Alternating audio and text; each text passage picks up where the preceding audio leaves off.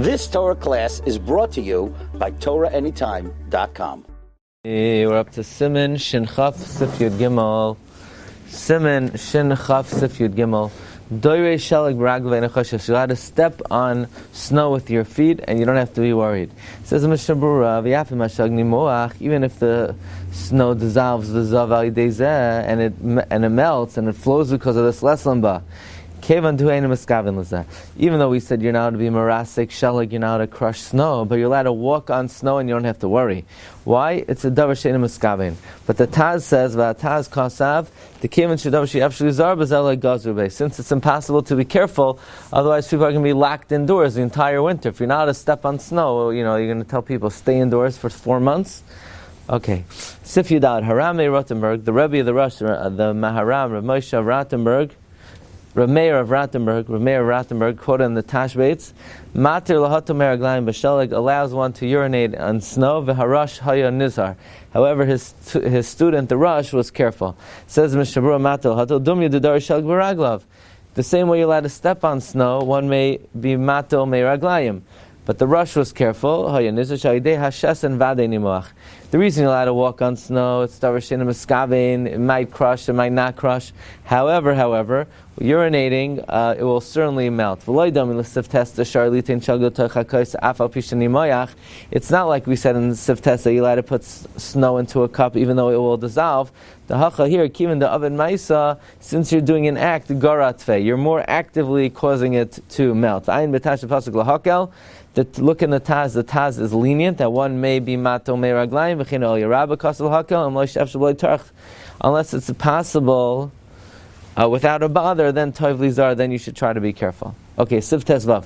Also, lifroi sudar al pi hachavas. It is prohibited to spread out a handkerchief on the mouth of a barrel. V'litein al gabav hakli shed toilim by, and to put on top of it the vessel that you draw with it. Shema yavo yidei schita, lest you come to squeezing. So you're not to spread out the handkerchief on the mouth of the barrel to put the kli that you draw with it on top of it. We're afraid the handkerchief will become wet and you'll squeeze it. But the garment made to spread over it, the garment made to spread out over it, you're allowed to, because you're not worried about it to squeeze it out. It says in Mishnah Berurah, we're afraid we're afraid that you're going to squeeze the handkerchief from the water that it got absorbed into it from the kli on top of it. And one who squeezes a garment is chayav for liban. We're talking about where the barrel was empty. Otherwise, if the barrel had wine or water in it, then we have to be worried that it will get wet from the liquid inside the barrel. So it's talking about where the barrel is empty and the chash of it getting wet is coming from the kli on top of it. Then it's a problem even if you don't put a wet kli on top of it. However, if it's a beged meant to spread over it, you're allowed to, because you're not worried that you can come to squeeze it. That's what it's made for. And you're not makbid if it gets wet. We're talking about then where the cloth is put onto it, where it does not have a tefach of empty airspace. If it had a tefach of empty airspace, there's a chashasha that you're making an oil by putting the cloth over the barrel. Okay, Sif Tez Zayin. You're now to stick in, fit in, put in tightly. Moichin means mattress material, soft material, in the opening of a jug that has liquid because of schita. Says Mishnah Berurah, we're talking about where the mattress material is wet from the liquid in the kli. Even if they're meant to be put there, by putting in the moichin. By the way, what is moichin? Says Mishnah Berurah, kol davar rach, anything which is soft, could go in samar gefen, like cotton, or matlis, or a shmata, v'chayotz behen, b'toch pi hapach b'alidei schita. Because by sticking in the mattress material into the opening of the pach, you're going to come to squeezing. Shehi toiledes liban v'chana, which is a tolda of liban.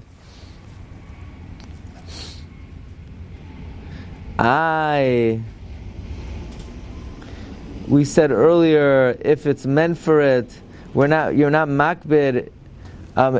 if it's meant to put there, we're not worried that you're going to come to squeeze it. Yeah, that's you're not worried you're going to come to squeeze it, but when you stick in the moichin, you're squeezing per force. There's no way around it. When you stick in the soft material into a tight opening, you're squeezing. Even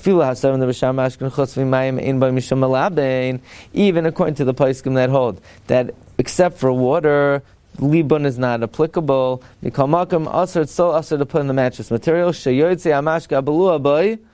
Because the liquid that got absorbed into it is going to come out, and it's going to fall into the jug. And by squeezing the mattress material from the, let's say, the wine, and that wine's going to fall into the jug, this is a tolda of disha, threshing, or mefarek.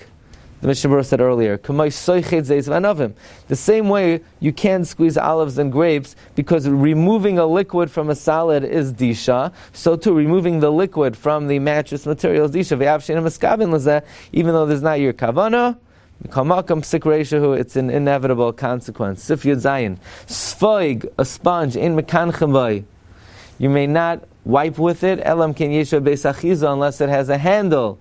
Lest you come to squeeze. You cannot wipe with a sponge unless it has a handle, lest you come to squeeze.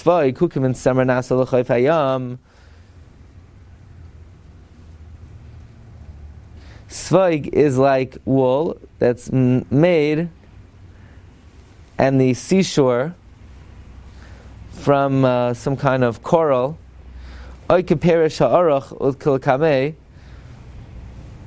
Or the way the Aruch explains it, as we're going to see in Sif Yud Ches, we'll get to it. The nature of this sponge or coral is that it absorbs liquid. In mekanchama, you can't wipe with it. As hatavla, the tabletop, the eskara or the plate, unless it has a handle. Elam kain. Rashi v'Rambam pershu. Rashi and the Rambam are saying if it has a handle, that you could hold it with it. It's possible to wipe without squeezing. That's the reason why if it has a handle, it's mutter. Because if it has a handle, you could wipe without squeezing. The Rabbi says nevertheless it's still, even with a handle, it's impossible to wipe without squeezing. So what's pshat in the heter then?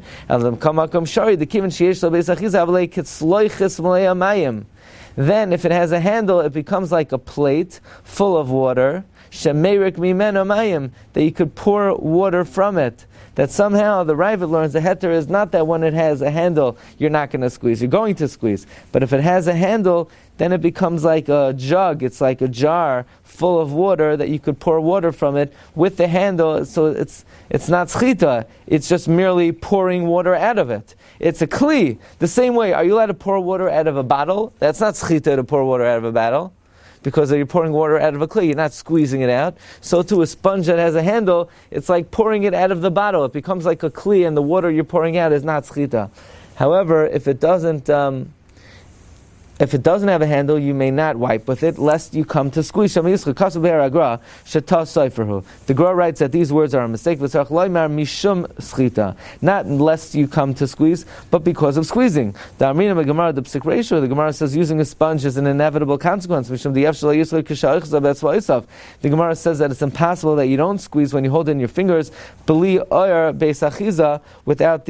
without leather of a handle of a chen kasam. So it's not lest you come to squeeze, but rather the squeezing is inevitable. Last sif. Chavish shapakaku b'pakak shel pishtan, a barrel that you stopped up with a stopper of linen, listim, to close it up, listim nekev shabadafnai, to close up the hole in its side, shemaitzim b'yayin, that you take out the wine, yesh mi shamater, there are those who say you're allowed to put in that linen, afal pi she'afshar shelo yischot, even though it's impossible that you won't squeeze, v'hu shelo yeh tachtav kli, as long as there's no kli underneath.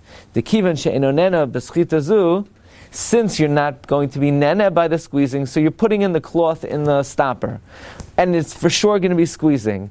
But since there's nothing catching the liquid that's coming out, well, this is what is called have a psik resha, delay nichale. This is an inevitable consequence that you don't want. Perush isser nimshach v'hechrim medavar ma. Psik resha means something in isser that will come about. Definitely, kamay hamaves, just like death is inevitable, hanimshach behechreach me'atazas harosh, just like death is, which is inevitable, that comes about when you cut off the head of something. Psik resha, literally you cut off the head, v'lo yamas, and it won't die.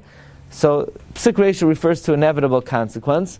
And there is an opinion that since, yes, you'll for sure be squeezing, but you don't want to, you're losing the wine, so it's a psik reisha le'nichale, so therefore it's mutter. Let's see, we're going to see the dissenting view tomorrow, but Sivkata Memtes, list time Nekav Shabadafna, to close up the hole on the side. That is, you wrap around the spigot, chatichas bagid, a piece of garment, or a strand of linen, and you stop up the hole, on the side of the barrel. There are those who allow it, to remove it on Shabbos or to put it back, even though it's inevitable, because by closing up the spigot of the hole or removing it, nischat mashka balon b'hanaras, you're going to be squeezing out the liquid absorbed into it. And we'll see the next Mishnah tomorrow with the dissenting view on psik reisha le'nichale. Shkoyach. You've just experienced another Torah class brought to you by TorahAnytime.com.